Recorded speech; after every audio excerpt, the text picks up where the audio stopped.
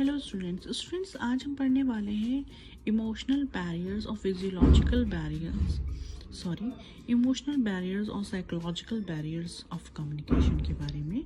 तो आइए देख लेते हैं कि कौन कौन से ऐसे साइकोलॉजिकल बैरियर्स या इमोशनल बैरियर्स हैं जो हमारी इफ़ेक्टिव कम्युनिकेशन के बीच में आते हैं।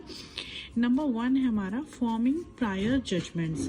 मतलब कि इसका ये मतलब है कि कुछ लोग ऐसे होते हैं जैसे कम्युनिकेशन हो रही हो, बातचीत हो रही हो दो लोगों के बीच में या दो से ज़्यादा लोगों के बीच में, या मीटिंग हो रही है या कोई किसी भी तरह की कोई कम्युनिकेशन हो रही है और उसमें पूरी बात को जाने बिना ही अपना जजमेंट देने लगते हैं, अपनी बात को कहने लगते हैं पूरी बात को समझे बिना।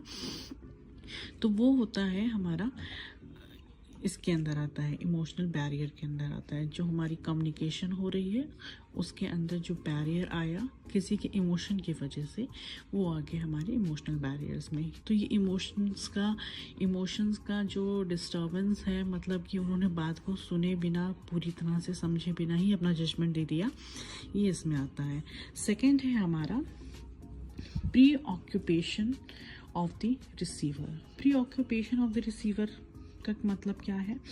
Pre occupation of the receiver का मतलब ये है कि मतलब मैं किसी से कोई बात कह रही हूँ, चाहे वो हमारी बिजनेस मीटिंग हो रही हो या हमारी एम्प्लॉयज़ के साथ कोई जनरल टॉक हो रही हो या हमारी नॉर्मली किसी से कोई कम्युनिकेशन हो रही हो और हम इसके बीच में कुछ और सोच रहे हो या हमारे मन में कोई और बात चल रही हो, तो हम क्या करेंगे, उसकी बात को हम पूरी तरह से नहीं सुनेंगे, उस मैसेज को हम नहीं समझेंगे जो वो देना चाह रहे हैं, जो वो बात कर रहे हैं, जो वो बता रहे हैं, क्योंकि हमारा जो माइंड है वो प्री ऑक्यूपाइड है। ठीक है, क्योंकि हम रिसीवर हैं और हमारा माइंड प्री ऑक्यूपाइड है। जो सेंडर है, जो मैसेज दे रहा है, जो बोल रहा है, उसका मैसेज हम पूरी तरह से नहीं समझ पाते हैं। ठीक है, तो ये भी एक इमोशनल बैरियर में है। थर्ड है हमारा emotion as hindrance.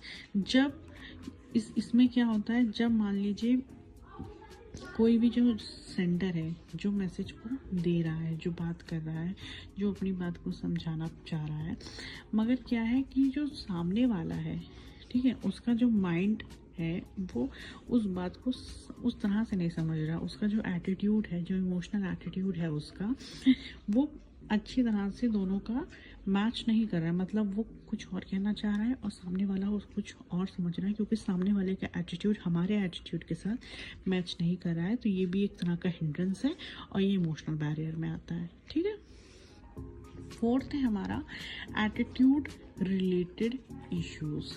Attitude related issues क्या होते हैं? जैसे मान लीजिए कोई पर्सन है जो सेंडर है, जो बात कर रहा है, जो कम्युनिकेट कर रहा है, ठीक है, मगर वो अपनी बात को पूरी तरह से समझाने में सक्षम नहीं है, या समझाने में सक्षम भी है बट वो अपनी बात को पूरी तरह से समझा नहीं रहा है, क्योंकि उसे कहीं ना कहीं ये लग रहा है कि कोई इस तरह का मैसेज, मान लीजिए कोई मैसेज है, वो इस तरह का मैसेज देना चाह रहा है जिससे उसे ये लग रहा है कि जो उसकी जो सेल्फ रिस्पेक्ट है, जो उसकी सेल्फ इमेज है, उस पर फ़र्क पड़ेगा कि मतलब सामने वाला उसके बारे में क्या सोचेगा, जो नीचे के एम्प्लॉयज़ हैं उसके बारे में क्या सोचेंगे, या जो साथ के एम्प्लॉयज़ को अगर मैसेज दे रहा है तो वो लोग क्या सोचेंगे। ठीक है, तो ये आता है इमोशनल बैरियर के अंदर। आई होप आप लोगों को समझ में आया होगा। अगर आप लोगों को समझ में आया है तो प्लीज़ मुझे बताइएगा, और नहीं समझ में आया है तो बताइएगा, मैं फिर से और दूसरा वीडियो बनाऊंगी आपके लिए डिटेल में। Thank you so much.